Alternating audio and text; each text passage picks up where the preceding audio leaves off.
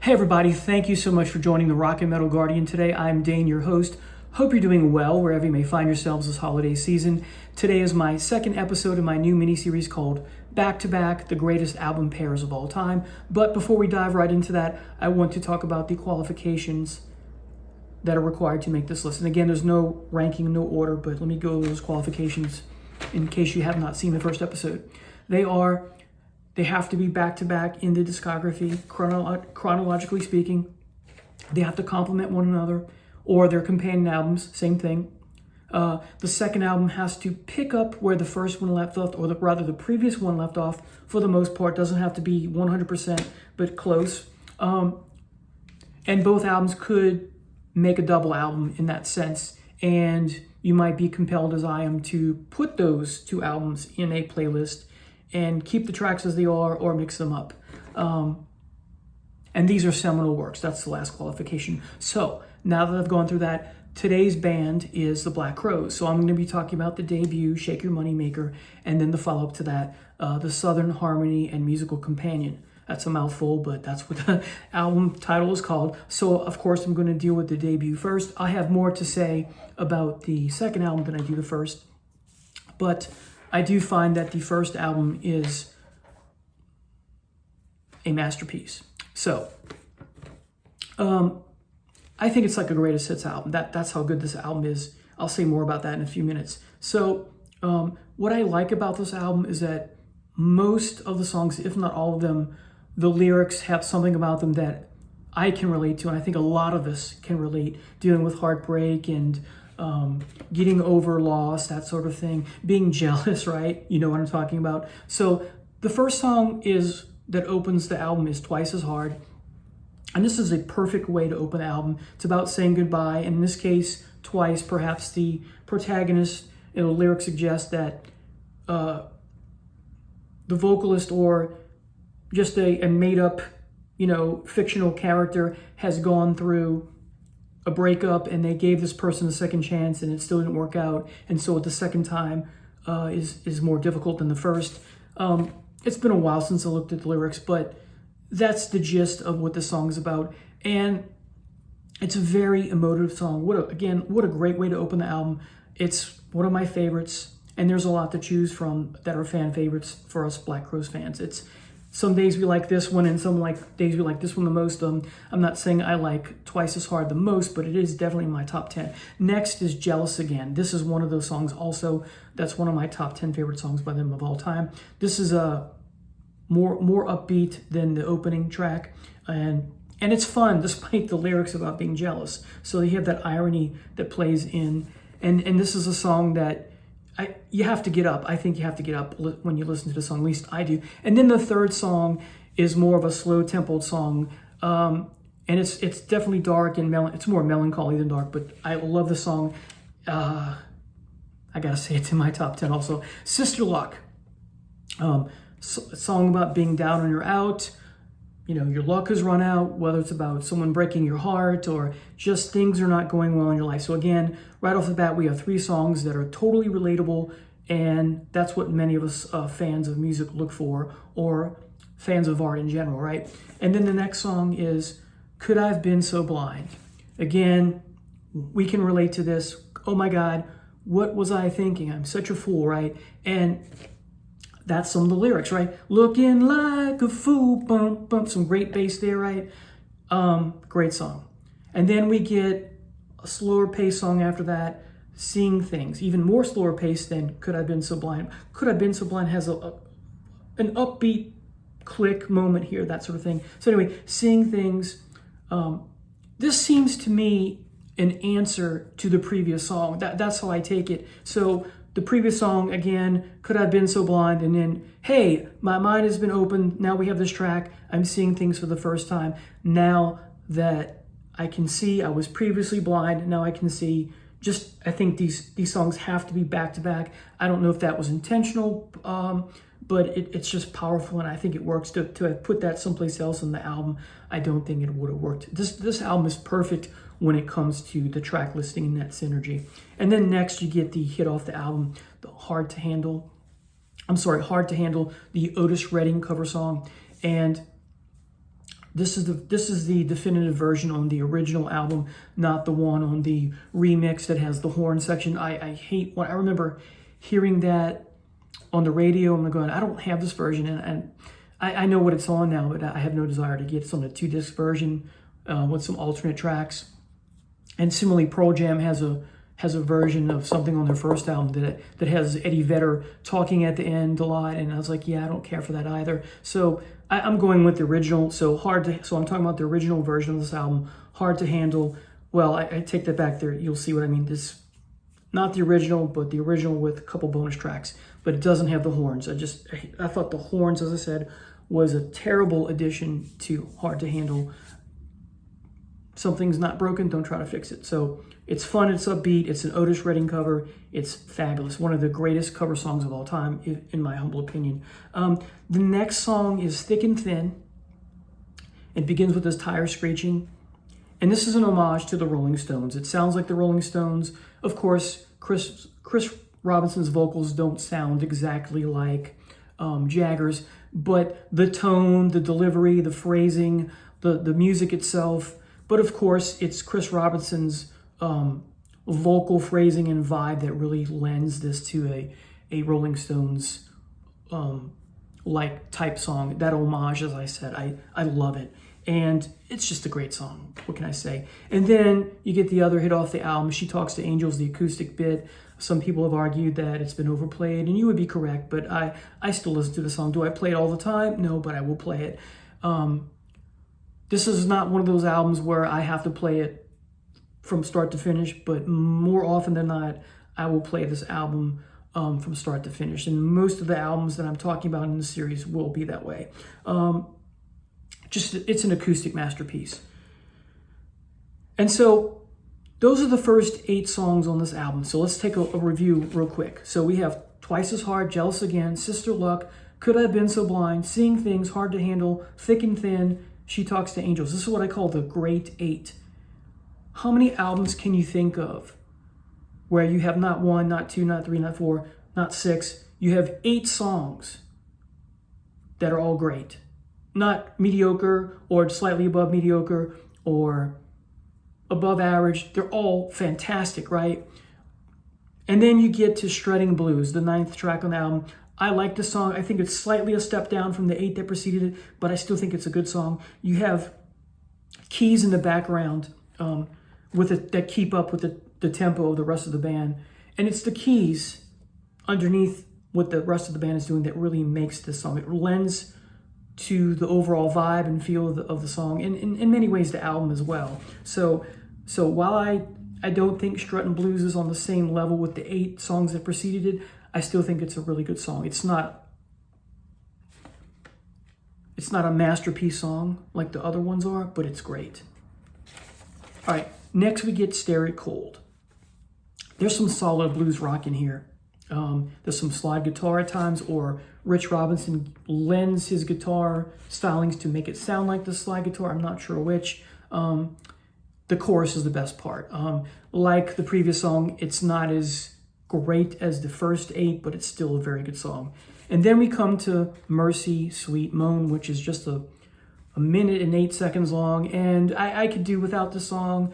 But if the thing about it, if you see it as a ending to the previous song, Stare It Cold, then it fits better. So that's how I look at it in order for me to, because when I first heard this album the first time, I thought it was, because I wasn't looking at the tracks, and so that works better for me. But by itself, it's just not much there. Anyway, and so the version that I have has 2 bonus tracks. You have a alternate version of She Talks to Angels, and then you have Don't Wake Me. This song is fantastic. You have some slide guitar. It gets heavier after that slide guitar. It's a great upbeat song. The chorus is fantastic. I wrote down, you have a fabulous bluesy guitar solo, and it's great. The last minute of the song is my favorite part, because you're repeating the chorus, you're repeating some of that heaviness, and it's like the final blow of the just joyous, amazing, emotive, and powerful song that makes up this track. And it's just a great way to end the album, because the last things you hear, almost the last things you hear in the song, is this quick, sudden drum flash, a couple notes on the drums, and just great way to end the album. So that is the debut in retrospect. And now let's talk about the follow-up, the sophomore effort. Again, the Southern Harmony and Musical Companion. This is a more soulful album. So right off the bat, you may be thinking, well, how's this a companion? Or how does this fit with your overall mini-series? Well, it is a very soulful album because you have, on most songs, if not all of them, you have a gospel feel, soul/gospel feel because of the female background vocalists that permeate the whole album. Yet at the same time, it works within the confines of the blues rock we know and love so well from the debut. So it's got something different, and yet it still holds on to that with Whoops of Steel, that delight and that emotion and that drive and energy and feel and vibe of the first album. So that's why I'm counting it. I think some people are going to disagree with me. Hey, it's just my opinion. So I just think it works well. They're companion albums to me. So, and here's why. Right off the bat, we get Sting Me, which I think would fit quite well on the first album, despite the fact that you have some background vocals, female background vocalists. So I think Sting Me picks up right where the debut left off, has the same upbeat feel as the first album. As I said, you get a rock and guitar solo, and it's just an overall great way. In addition, it's a great way to open the album. And then the second song, Remedy, in many ways, I think this would fit on the first album as well. Again, you have even more pronounced female background vocals here, but in short spurts.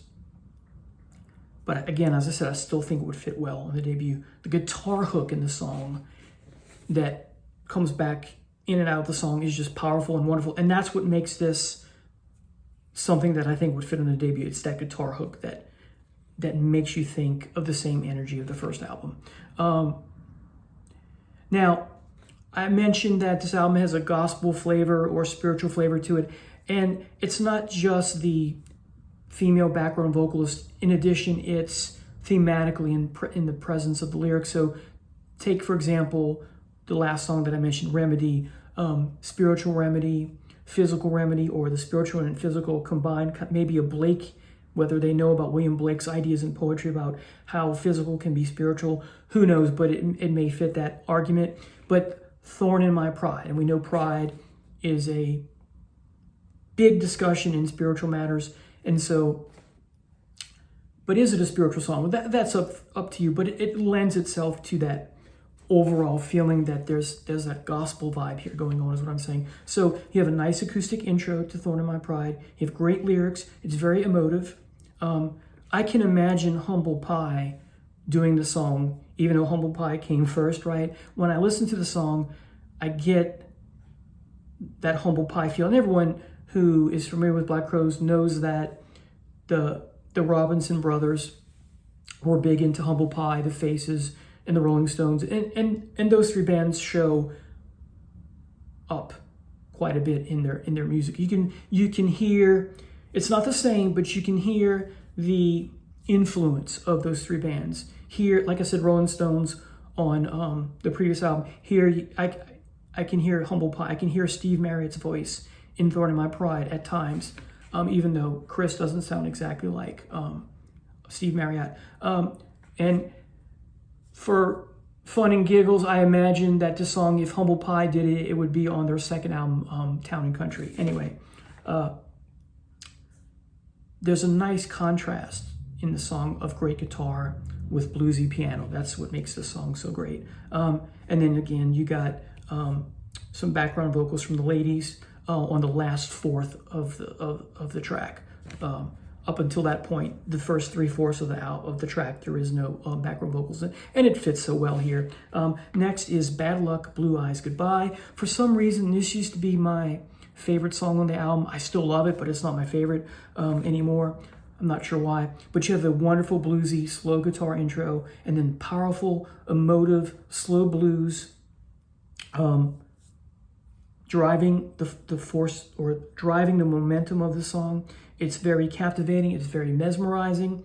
And the energy in Chris's voice is just phenomenal. And it's not just the owls and the ow, right? There's a lot of that in this album, but it's more than that. There's just so much going on. Chris's voice here is better than the debut, yet I like the debut better. But the voice here is just, like I said, it's just so powerful.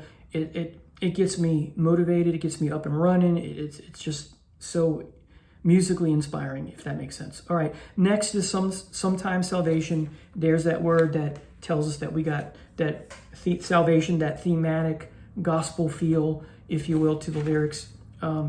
So the opening lyrics are, to lessen my troubles, I've distanced myself from the vulture, something like that. So he's working on becoming a better man. This is a song that sounds like The Faces.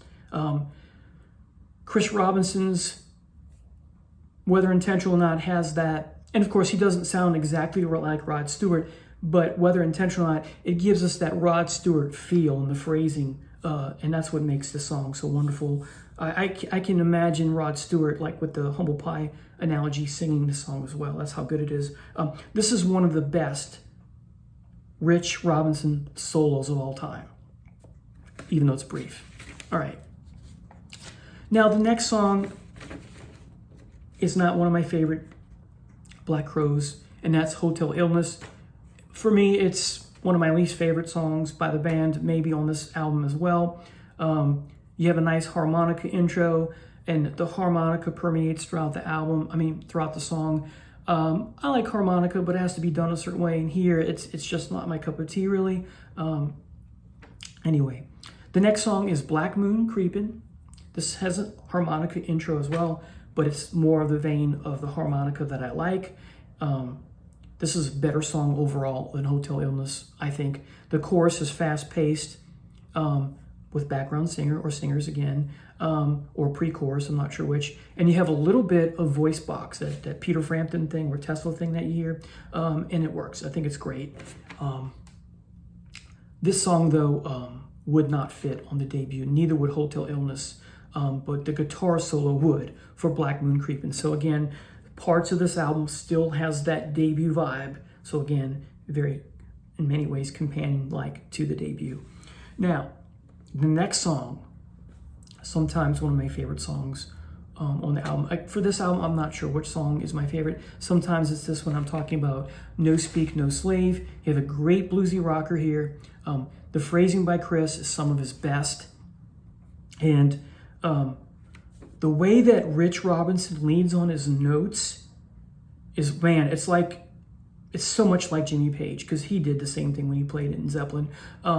In fact, the way that Rich Robinson leans on the notes on the whole album is fantastic. It's not just a song, but here it's more prominent. It's just fantastic. Great song.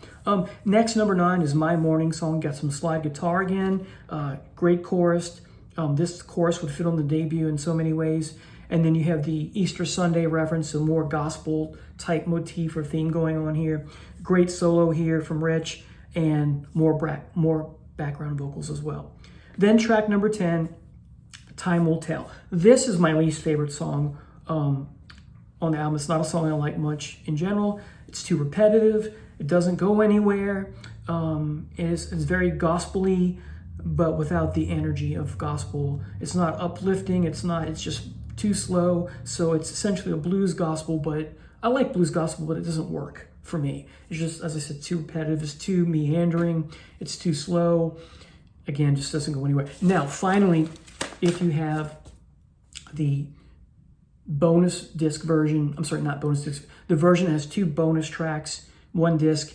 It has a different version of Sting Me, which is okay, but then what's the gem of this version is the song 99 Pounds. Boy, this is a nice bluesy song. You have a great guitar intro. It's heavy blues. This is one of the band's best and heaviest songs of all time. Chris's voice is great.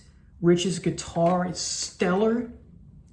This is one of those, if you're a guitarist and you're playing the notes on the song and the chords and all that, you got to have your eyes closed the whole time, you know, just, and you're leaning into, it's just amazing. So 99 Pounds is a great heavy song.